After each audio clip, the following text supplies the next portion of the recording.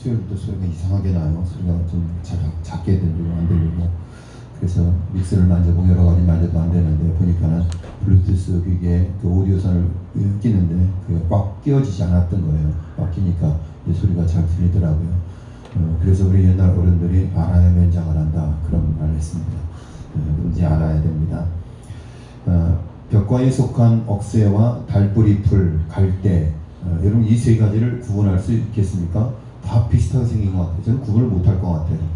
억새는 산에서 자라는데 잎이 뿌리 쪽에 나서 강한 산바람을 잘 이겨낸다고 합니다. 겨울가의 달뿌리 풀은 줄기가 땅 위로 길게 뻗으며 뿌리를 내려 장마철에 불어난 겨울물에도 잘 견딥니다. 우리 이 냇가에도 달뿌리 풀이 있죠? 저는 다 똑같은 줄 알았어요. 다르다는 거예요. 억새 다르고 달뿌리 풀 다르고, 그 다음에 강가나 바닷가에 서식하는 갈대는 산소가 부족한 강가의 진흙 땅이나 소금기가 있는 땅에서도 잘 산다 그래요. 그러니까 억새, 달뿌리 풀, 그리고 갈대는 모양은 비슷하게 생겼지만 자라나는 서식 형태가 조금씩 다르다라는 이야기입니다. 그런데 이 세 가지 식물의 공통점이 있습니다. 공통이 뭐냐면 약한 뿌리지만 바람과 물살을 잘 견디며 살아갑니다. 줄기 안이 비어있어 자유롭게 휘어지기 때문에 그렇습니다. 그러나 비결은 줄기 안이 비어있기 때문에 유연하기 때문에 바람에도 강물에도 강한 물살에도 이것이 견디어낼 수 있다라는 것입니다. 성경은 하나님 말씀을 청종하지 않는 사람을 뭐라 그랬어요? 목이 곧은 사람이라 그렇게 이야기했습니다. 하나님 말씀을 들으며 욕심을 버리고 성령의 바람에 모든 걸 맡기는 영적 유연함이 있다면 사는 곳이 어디든지 어떤 풍파가 몰려오든지 우리는 꺾이지 않고 믿음으로 승리할 수 있는 줄 믿습니다.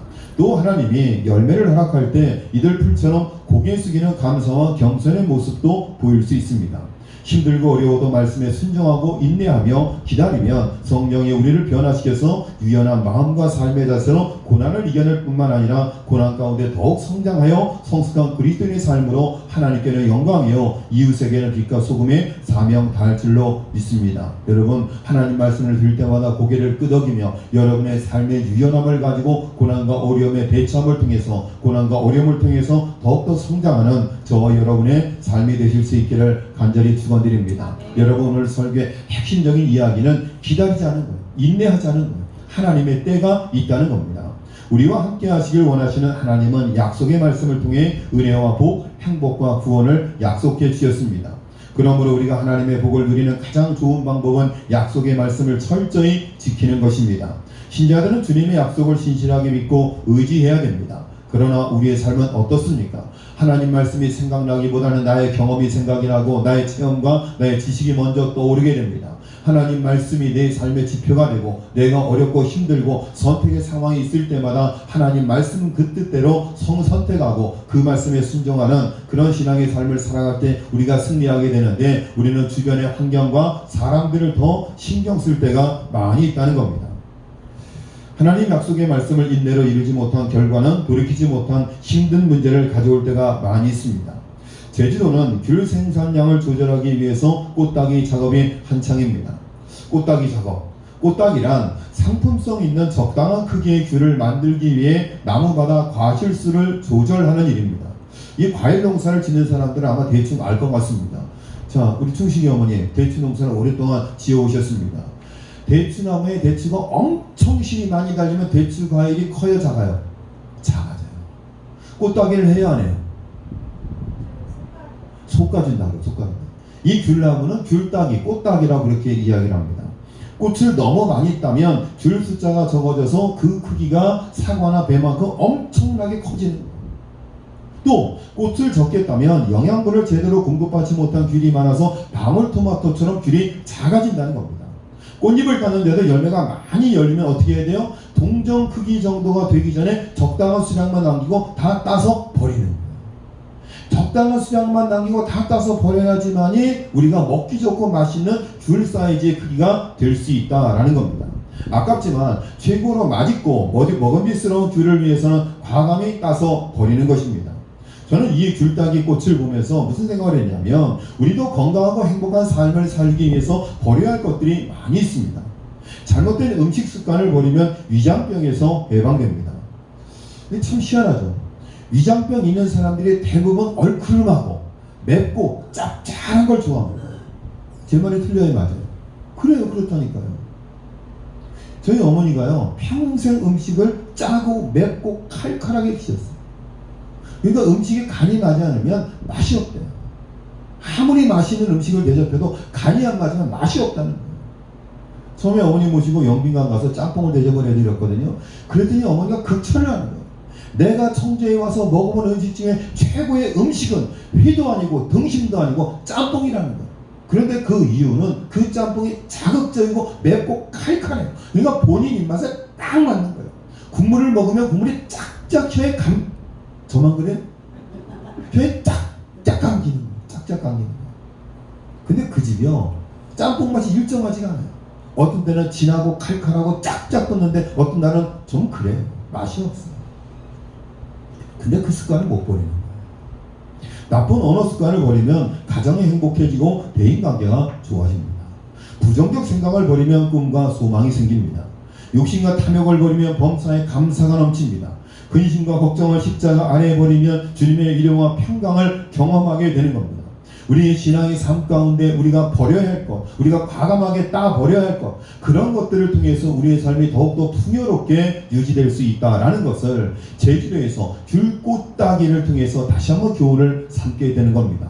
우리 신앙교회 모든 성도들의 삶 가운데 우리가 버려야 될 것들, 따버려야 될 것들, 그런 것들을 통해서 더욱더 풍성한 열매를 거두는 신앙의 삶을 살아갈 수 있기를 바라겠습니다. 여러분 오늘 본문에 나오는 내용을 잘 아시잖아요. 하나님께서 아브라함에게 뭘 약속했어요? 뭘 약속했어요? 하늘의 별과 같이 바다의 모래와 같이 풍요로운 자손을 약속했어요. 그런데 자녀가 생기지 않았습니다. 그래서 어떻게 했어요? 누구의 말을 들었어요? 아내 사레의 말을 들었습니다. 그래서 몸종과 동침하여 아들을 낳았습니다. 아들이 낳았는데 그 아들이 누구예요? 이스마엘입니다.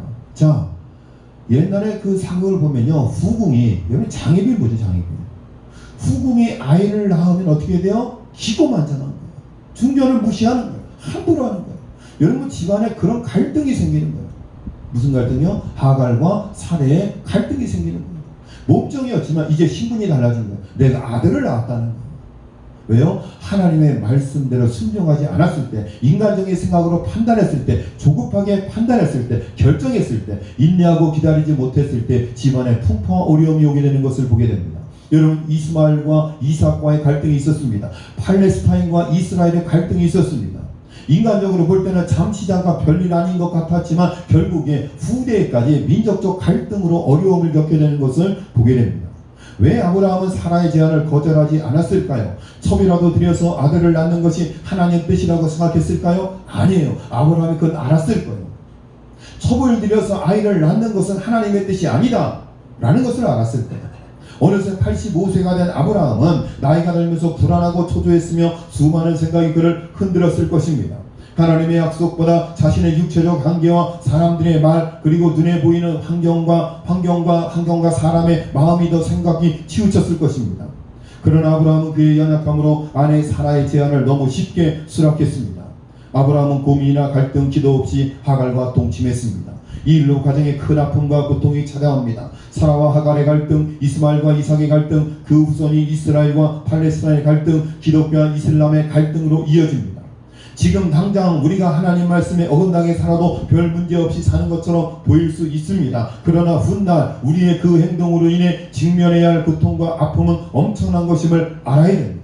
여러분 지금 잠시 잠깐 주일날 하나님 앞에 예배 드리지 않고 하나님 말씀대로 순종하지 않고 하나님의 법대로 살지 않고 내 마음과 내 뜻대로 살아도 별 고통과 어려움이 없어 보이지만 훗날, 먼 훗날 여러분 결국에 아브라함이 하나님의 약속의 말씀을 기다리지 못하고 하나님 말씀을 순종하지 않고 자기의 뜻대로 결정했을 때, 그때는 몰랐지만 후대에 이르러서 지금까지도 민족적인 갈등과 어려움과 아픔이 있는 것을 보게 됩니다.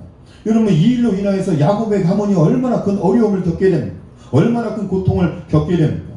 하나님의 자녀로 살아가는 우리도 약속의 말씀보다 자신의 연약함과 환경을 먼저 바라볼 때가 있습니다. 눈에 보이는 것은 아무런 능력도 소망도 없습니다. 영원하신 하나님 말씀, 반드시 언약을 이루시는 하나님만이 우리의 소망이 되는 것을 믿고 하나님 말씀에 순종하는 저와 여러분의 삶이 될 수 있기를 바랍니다.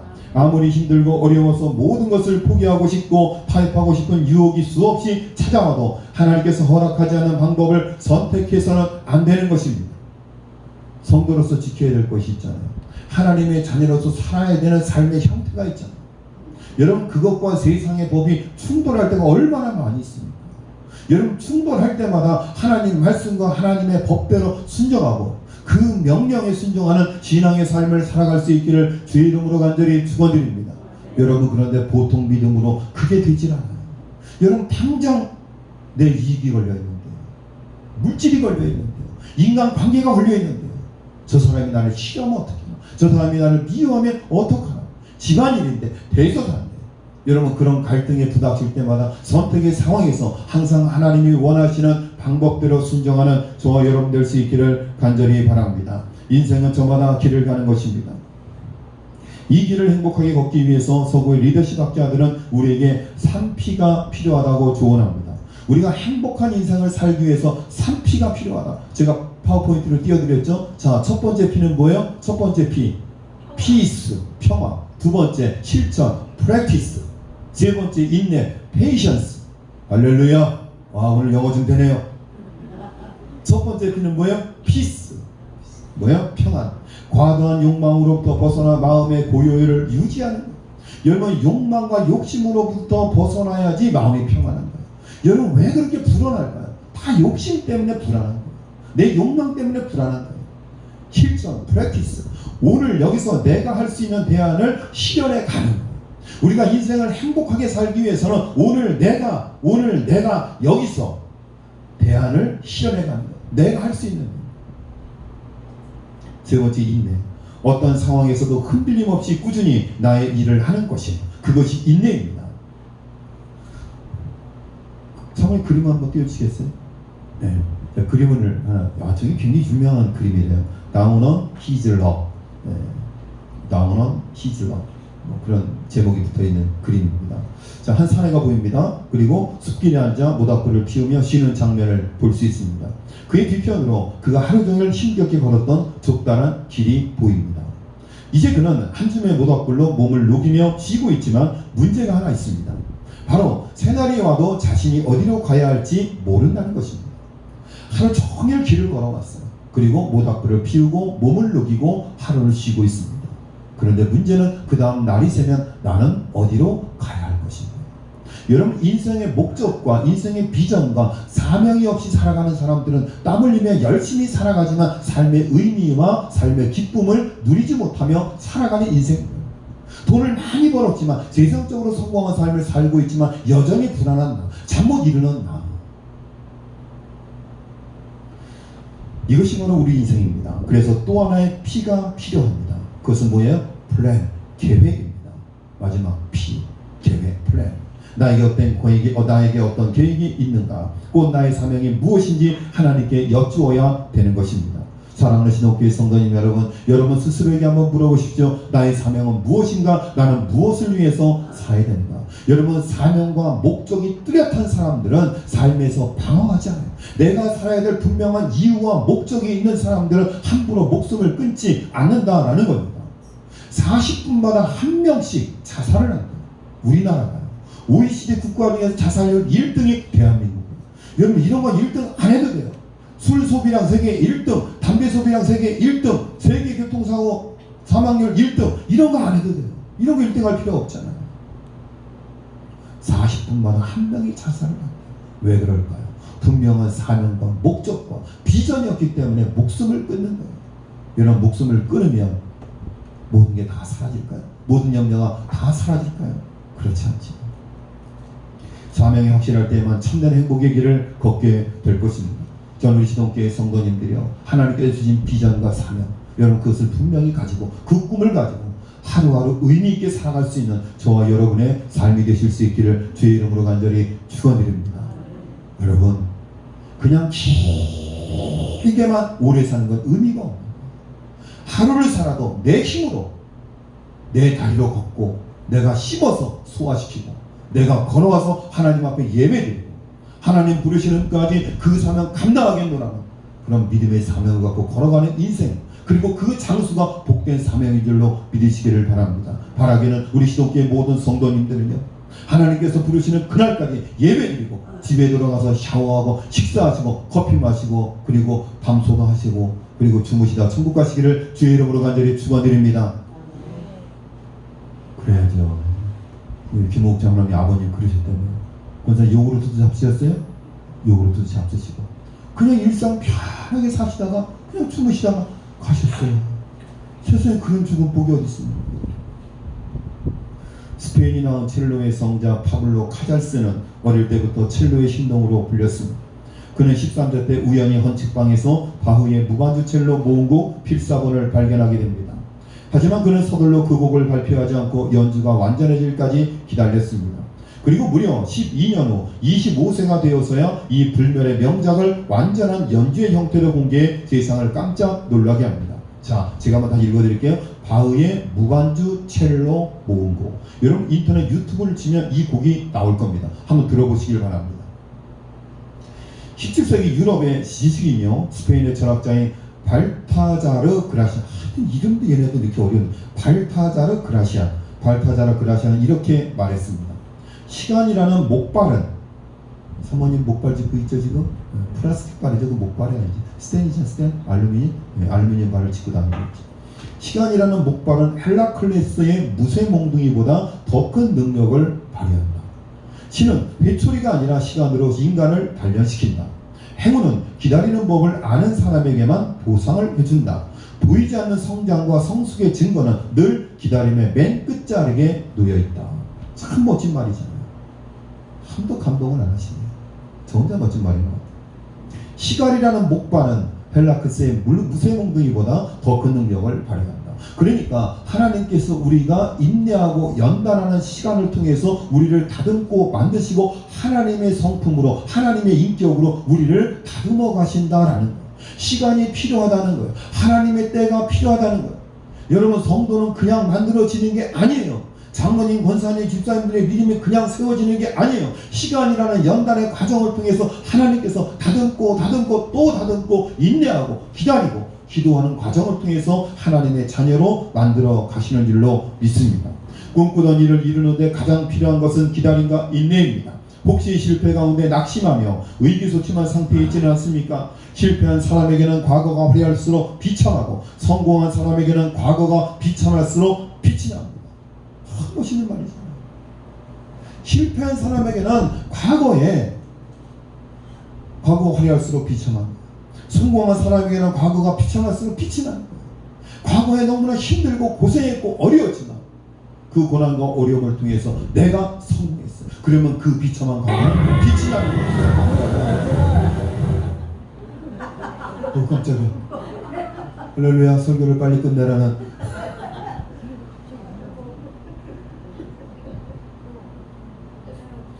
그 핸드폰에요. 무슨 기능이 있냐면 그 아이폰에는 시리라는 기능이 있습니다. 그래서 시리야 야옹이에게 전화 걸어줘. 그러면 시리가 핸드폰을 걸어주는 거예요. 야옹이는 누구냐면 제 딸이 야옹입니다. 유진이에요. 유진이에게 전화를 걸어줘. 그리고 제가 또 문자를 보내 이렇게 하는 거예요. 시리야 순돌 어머니에게 빨리 저녁 차려 라고 이야기해줘. 그러면 그렇게 문자를 보내주는 거예요. 지금 또 얘가 또 움직이네. 시리하고. 그런 기능이 있습니다. 혼자 제 얘기를 듣고 뭐가 착각하고 좀 떠드는 거예요. 시간에는 두 가지 종류가 있습니다. 크로노스의 시간과 카이로스의 시간. 여러분 많이 들어보셨죠? 크로노스란 인간이 살아가는 현기의 시간들. 지금 예배드리는 이 시간이 크로노스의 시간이에요. 카이로스란 하나님의 시간, 하나님의 때예요. 하나님께서 때를 이루시는 것. 하나님께서 여러분이 바라고 원하는 것을 이루는 시점. 그것을 뭐라 그래요? 카이로스라고 이야기하는 거예요. 카이로스는 하나님의 시간, 하나님의 때. 전도서 3장에는 범사에 기한이 있고 천하만사가 다 때가 있다고 말합니다. 지금 우리는 모두 힘든 시기를 지나고 있습니다. 아까 기사를 보니까 머리 기사가 그래요. 개척교회는 예배를 드려도 죽고 안 드려도 죽고 다 죽는다. 제가 예배 시간 직전이라 기사를 다 읽지 못했습니다. 미뤄 짐작컨대 이런 거예요. 예배를 드리면 작은 밀폐된 공간에서 코로나가 확산될 것이 염려돼서 사람들이 안 온다는 것이죠. 혹시 드리다가 확진자가 생기면 교회는 문 닫아야 되는 거예요. 예배를 안 드리면 성도들의 신앙이 다 까먹어서 교회를 떠나는 거예요. 예배를 드리면 코로나의 위협을 무릅쓰고 드려야 되는데 혹시 코로나 환자가 발생하면 교회 망하는 거고 온라인 예배로 계속 드리면 신자들 믿음 다 까먹는 거예요. 다 까먹는 거예요. 그래서 교회 다 떠나는 거예요. 여러분, 신앙생활은 연습과 훈련이에요. 그래서 주일날 나와야 되는 거예요. 공예배 드려야 되는 거예요. 여러분, 일주일에 예배 달랑 한 번 드리고 내 믿음 내 신앙 지킬 수 있다고 장담하지 마세요. 매일 하나님 말씀을 듣는 사람과 일주일에 한 번 말씀을 듣는 사람은 달라요. 이 얘기가 불편한 분들도 있겠지만 불편해도 들으셔야죠. 여러분, 왜 교회에서 매일 새벽 예배 드리고 수요예배 드리고 구역 예배 드리고 오후 예배 드리고 왜 그럴까요? 주일날 예배 드리고 화요일쯤 되면 다 까먹어요. 그러니까 다시 생각나라 수요일날 예배 드리는 거예요. 또 하루 지나고 까먹을 쯤 하면 금요일날 또 예배 드리는 거예요. 유머와 농담이지만 그런 딜레마에 빠져 있어요. 목사님, 주일날 한번 예배 드리면 괜찮으세요? 장로들 예배 드리라고 뭐라고 안 해요? 장로들 예배 드리자고 안 한대요. 그 교회 장로들 정말 희한한 분들이에요. 주일날 딸랑 한번 예배 드리는데 구역 예배, 수요 예배, 오후 예배 하나도 없어요. 근데 예배 드리자는 얘기 안 하는 거예요. 코로나 위험하고. 물론 관에서 나오죠. 예배 드리진 않아요. 시에서도 나오죠. 안 나올 데가 어디 있습니까? 예배 안 드려도 괜찮으세요? 그랬더니 많이 줄었어요. 근데 목회자도 그렇게 돼요. 일주일에 한 번 예배, 서구교회가 그렇게 미국 교회가 그렇게 예배 드리거든요. 교회를 렌트해서, 건물을 렌트해서 예배를 드려요. 그리고 주일에 한 번만 예배를 드려요. 미국에서 그렇게 목회하시다 보니 한국에 와서 목회를 하는데요. 1년 딱 지나고 나니까 와, 서목사 설교할 게 없어 그러더라고요. 미국에서 10수년 목회했는데 일주일에 딱 한 편 설교한 거예요. 한 편 설교한 거를 계속 써먹다 보니까 1년도 안 됐는데요. 다 없어졌어요. 설교할 게. 일주일에 딱 한 번 예배 드리는데, 야, 나도 미국 가고 싶대. 일주일에 한 번만 예배 드리면 되는 거야. 지금 코로나 때문에 일주일에 한 번만 예배 드리는 거야. 그러니까 목회자들도 그게 적응이 되니까요. 예배를 다시 회복하는 게 두려운 거예요. 걱정이 되는 거예요. 그렇게 된다니까. 어느 때보다 더 우리 입술의 모든 말과 마음의 묵상을 하나님께 드시길 권면합니다. 우리의 인생길의 평안, 실천, 인내, 하나님의 계획이 필요합니다. 우리가 사랑하고 바라고 기대하고 소망하는 모든 것은 하나님 안에 있음을 기억하며 믿음으로 인내하시기 바랍니다. 여러분, 모든 것에 때가 있고 기약이 있다고 했어요. 우리의 신앙이 영그러가고 우리의 신앙이 성장하고 성숙하는 데는 반드시 과정이 필요합니다. 그 과정이 힘들고 어렵지만 우리의 내면을 비우고 성령으로 가득 채우고, 여러분, 여러 종류의 풀 이야기 제가 말씀드렸잖아요. 그 내면이 비어있고 부드럽게 유연할 때 모든 고난과 어려움의 바람을 이겨낼 수 있다고 했습니다. 우리 인생을 살아가는데 고난과 어려움이 있지만 하나님 말씀으로 여러분의 내면을 가득 채워서 어떠한 풍파와 도전에도 넘어지지 않고 인내하고 기다림으로 결국 하나님 안에서 소망을 성취하는 은혜를 누리는 저와 여러분 되시기를 주의 이름으로 간절히 축원드립니다. 사랑과 은혜가 많으신 하나님 아버지, 우리에게 인내가 필요합니다. 기다림이 필요합니다.